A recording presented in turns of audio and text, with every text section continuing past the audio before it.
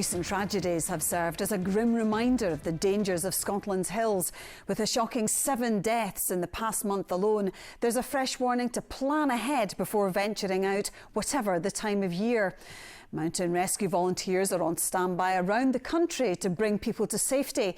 Kane Nicholson went out with 2 teams to find out more about their life-saving work.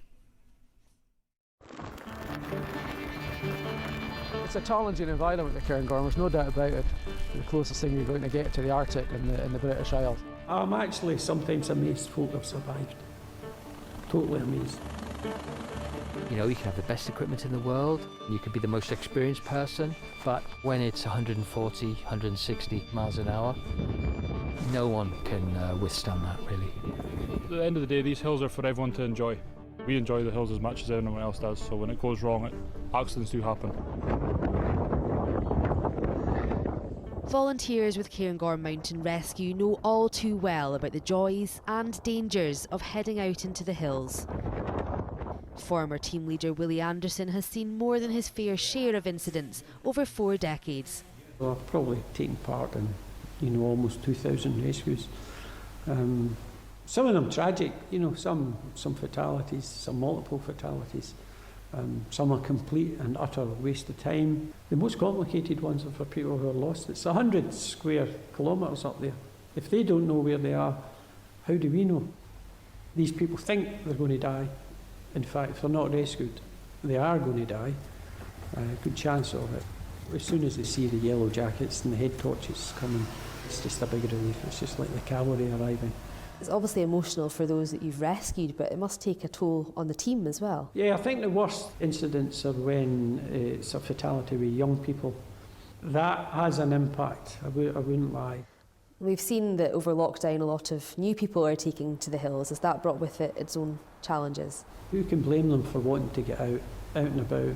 But I think some of them were going maybe a wee bit unprepared and not really learning how to use a map and compass, depending on a phone app or on a route from Google Maps. If you're new to it, you should really try and get a course booked or make sure you go out with someone who's more experienced than you are. That's exactly what I did, joining the team as a mock casualty on a training exercise in the Cairngorms. In this scenario, I'm injured. The rescuers have to get me off the hill as quickly as possible. Brace and lift. They clear the snow from around me before strapping me onto the stretcher. Right, ready on 3, 1, 2, 3. 8 volunteers lift me up and carry me to safety. Well, that was a surreal experience. It was interesting to see how much the guys worked together and communicated with me and reassured me throughout the whole process. But of course this is a training exercise and I can only begin to imagine what this would be like if it was a real life event. The team had plenty of those to deal with over winter. In December they rescued a man who'd broken his leg after being caught in an avalanche.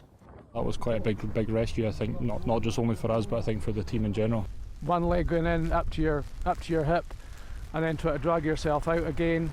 I mean, it looked dramatic, and it was challenging. It was a wild night, but when you're in a situation like that where someone needs help, it's you're more than happy to jump in and get involved. Well, we're on to avalanche training next and I'm going to be buried alive for this, so here goes nothing. For the team, training helps them prepare for the worst when it does happen. For this exercise, I'm wearing a transmitter, a vital safety tool which can help rescuers find you faster. Getting a strong signal here, guys. Oh, fine there.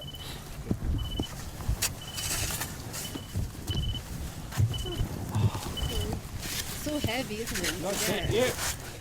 I had a very brief experience this morning of being buried under snow. It was so heavy. The bottom line is you don't want to get avalanched, because as soon as you get avalanched, as soon as you start to get carried, well, it's in the lap of the gods really what the outcome will be. For someone to dig you out, it takes so much effort. The cubic metre of avalanche debris is around 600 kilos. So that's the sort of size of a fridge, right? That volume, that amount of snow is a big double fridge. That would be 600 kilos. Can you imagine that? Mark is the coordinator of the Scottish Avalanche Information Service. Every day of winter, he and his team head out into 6 of Scotland's most popular hill walking areas to prepare detailed forecasts. So you're trying to give people as much information as possible so they can have that in their armoury? Absolutely. They think, oh, I may not go there because it looks a bit, there's potential avalanche hazard. So, but I've got enough information. I can go to this place and still have a good day. Last winter was a totally different winter. Lots and lots of snow, super cold. This winter, hardly any snow.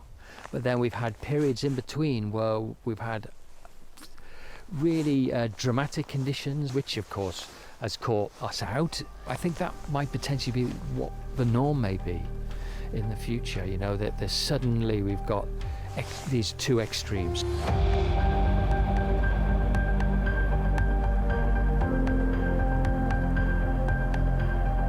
Scotland is a haven for mountain sports and outdoor adventure, but accidents can happen anywhere and any time of year, regardless of your experience.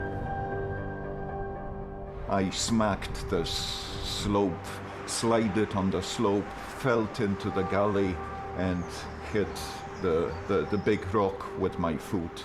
It was a horrible day. Raf suffered an open fracture to his ankle in summer 2020 while paragliding in the Lomond Hills in Fife. Quick to respond were Ochil MRT volunteers. Raf was recently reunited with them for the first time since the accident. It's great to see you here and in one piece again. If I'll say thank you, it's just not enough. Despite the agony at the time and months of rehabilitation, his injury hasn't put him off getting back in the hills. I still have 6 bolts holding the foot to the rest of the leg, but I'm back to sport, I'm back to mountaineering, I'm back to paragliding. I just encourage people to do what they love. Just be careful, mindful, and be prepared. And you were just speaking to the guys there. Are you thinking about getting involved yourself? Right after the accident, I thought that would be my duty to pay the debt. I'm going to do my best to join the crew. More than 1,000 people volunteer with mountain rescue teams across Scotland. Last year was the busiest on record, with more than 1,000 call-outs. The bread and butter for most teams is generally lower leg injuries and things like hypothermia, stuff like that. So yeah, lots of people go up the hill, have a nice day, they get a bit tired coming down, maybe twist their ankle, something like that, come to some kind of problem. Kev is the Vice Chairman of Scottish Mountain Rescue, which represents 25 volunteer teams across the country.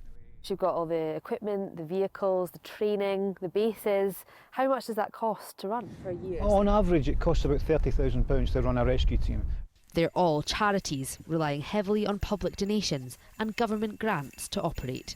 There's a lot of call-outs going on. There's just as much and often much more training going on. So it's a huge commitment to being a mountain rescue team and a huge privilege as well. A lot of people are unaware that you're all volunteers. Why do you all do it? We're all mountaineers. We're all outdoor hill-going people, and we're just putting something back, I guess. Maybe say that we're putting something in the bank just in case something happens to us. There's teachers, there's doctors, there's all kinds of people from all walks of life. So I work as a GP as my day job, and to combine a sort of element of my medical background with my love for the outdoors as well. It is a balance. You just have to do what you can do. And I've got a very supportive husband and children who are keen supporters of mountain rescue, and so everybody is quite excited to be involved with it as well.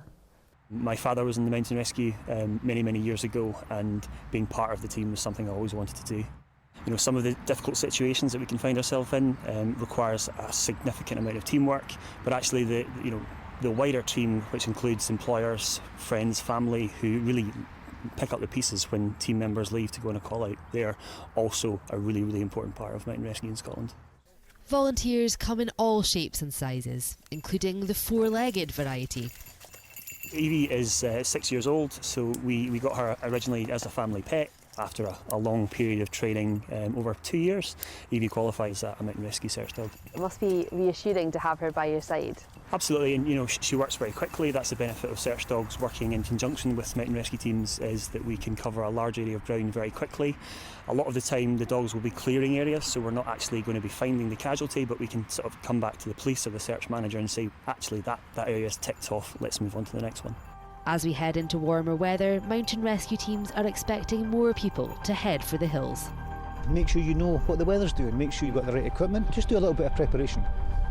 If you get into difficult land in the hills, take a deep breath, stay where you are, phone 999, ask for police, then mountain rescue, and we'll come and get you. We're here to rescue, we're not here to judge.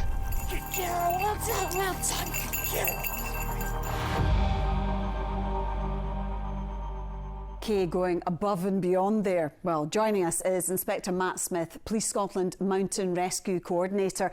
Matt, thanks so much for joining us. And why is this time of year so dangerous in the hills? Yeah, good evening. So yeah, in recent weeks there have been several significant and high-profile tragedies across the mountains, and others have been injured, some seriously, and dozens of others assisted too. And that's just happened really as a period of very settled weather has come in. It's caused an awful lot of people to visit the mountains, and the snow conditions were very, very firm underfoot, and it's caused an awful lot of people to get caught out, slide and fall. And I suppose the problem also, Matt, is that, you know, the days are getting longer, their clocks are going back. People will think, oh, the hills are much safer, but as you say, the conditions are really quite treacherous on the top of some of these high peaks still, aren't they? Yeah, very much so. There's vast areas of Scotland's mountains still covered in snow up high, and that's an appealing prospect to those visiting the outdoors, but it does come definitely with an element of danger, and people need to be prepared for that. Now, calls are up 30% since 2020. Why is that? So yeah, we've seen a huge upsurge in persons visiting Scotland's outdoor spaces since lockdown, and this is a very good thing. We all know the benefits to our physical and mental health that the hills and mountains can bring, but these additional visitors have resulted in vast increases in numbers of persons requiring the assistance of mountain rescue teams. Now, it's difficult to be specific as to why. You know, the early figures suggest really significant increases for some of the teams, their busiest years on record, and there are common themes to some mountain rescue incidents, but generally it's over-ambitious plans, people not understanding the weather conditions, slipping or falling, or often just getting lost, and sometimes a bit of pre-planning could help prevent that happening in the first place. So are you finding that since lockdown there are more people going to the mountains than ever before, and why do you think that is? Yeah, I think the lack of foreign travel certainly helped. I think people were so desperate to get outside, and rightly so, we were all there, that they've started to explore different sports and outdoor activities they might not have before. And that certainly resulted in a vast number of people being in the outdoors that potentially weren't before. But as I say, it's a very good thing, it's a very positive thing, but it does mean that the mountain rescue teams have been a lot busier. So what is your advice to people then as they head out to the hills in this spring and summer? Well, for us, it's about planning ahead. It's checking and understanding the weather conditions for your intended destination and appreciating that the conditions in the car park may not reflect the conditions in the high mountains. You know, don't allow the Instagram post with the blue sky to mislead you. You've got to be honest with yourself. Is your plan appropriate for your group, their experiences and their fitness level? It's about carrying the right kit and equipment. And we say this a lot, but it's not just for the journey, but it's for the eventualities if something should go wrong. So in the high mountains at the moment, that absolutely still means an ice axe and crampons. But in most other cases, carrying plenty spare clothing, food, map, compass, all these things still need to happen, but they're useless items to you if you don't have the experience in how and when to use them. And probably the last piece of advice is not to be reliant on your mobile phone, because a phone signal is absolutely not guaranteed in our outdoor spaces. And our unhealthy addiction to our devices means we don't do what we should do with the device, which is keep one phone in the group turned off and in a cosy inside pocket, so that if you need it, your battery life is conserved. So yeah, you need to have a little bit of self-reliance. You need to make some good, sound decisions, and not to be afraid to adapt your plans or turn back if the conditions require it. Now, I know you and other members of the mountain rescue team are great at not judging people, but don't you come across people sometimes and you just think, you should not be up here? Yeah, our job is not to be critical, it is to keep people safe, and that's what the volunteers around Scotland do brilliantly, literally every single day. So our job is to rescue people, and that's why we got into mountain rescue.